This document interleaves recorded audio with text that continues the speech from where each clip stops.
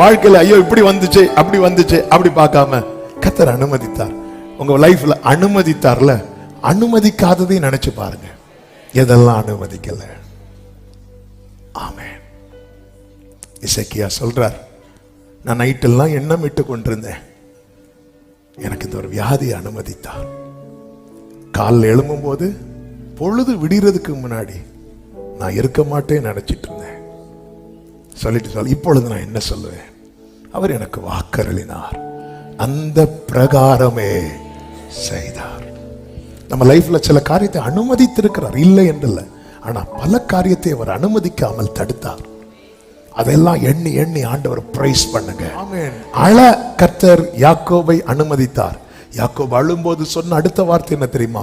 நான் துக்கத்தோடு பாதாளத்தில் இறங்குவேன். அதற்கு தேவன் அனுமதிக்கவில்லை. துக்கத்தோடு இறங்குவேன் என்றவனுடைய முடிவு எப்படி இருந்து தெரியுமா? அவன் தொழுது கொண்டு தன் கோலின் மேல சாய்ந்து கொண்டான். சில காரியத்தை அனுமதித்தது உண்மை, ஆனால் அநேக காரியங்களை அனுமதிக்கவில்லை.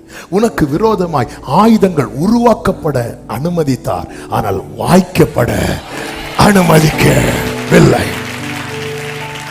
எனவே தான் யோபு சொல்லுகிறார், ஒருத்தன் செத்துட்டானா அதுக்கப்புறம் அவன் ஜீவிப்பானா? அந்த வார்த்தையினுடைய அர்த்தம் என்பது ஆமென் நித்தியத்தை குறித்து அல்ல. அப்ப நான் இவ்வளவு நாள் இந்த வார்த்தையை, எனக்கு வேண்டிய ஆகாரத்தை காட்டிலும் நான் உம்முடைய வார்த்தையை நான் காத்திருக்கிறேனே, இதனுடைய முடிவு நான் வசனத்தை நம்பி இருக்கிறேன், வசனத்துக்காய் காத்திருக்கிறேன். இல்ல, நான் இந்த போராட்டம் எனக்கு குறிக்கப்பட்ட போராட்டத்தின், இந்த காத்திருப்பின் காலம் என்பது போராட்டத்தின் காலம்.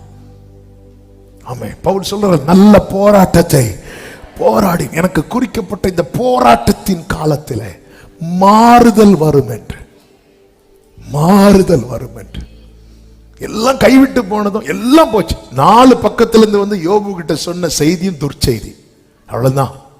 இனி அப்படி எப்படி சொல்லலாம்? இனி நம்ம எல்லாம் இல்ல.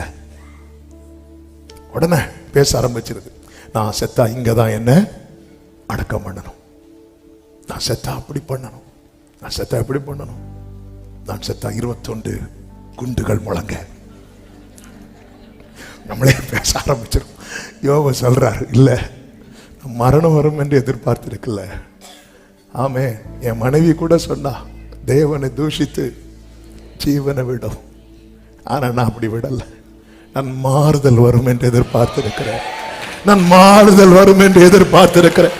உடுக்க வஸ்திரம் போட முடியாது, உடம்பு ஃபுல்லா புண்ணு, கையில ஒரு ஓட்டு துண்டு எடுத்து சொரிந்து கொண்டு இருக்கிறவன் சொல்லுகிறான், எனக்கு தெரியும் மாறுதல் வரும் என்று நான் எதிர்பார்த்திருக்கிறேன்.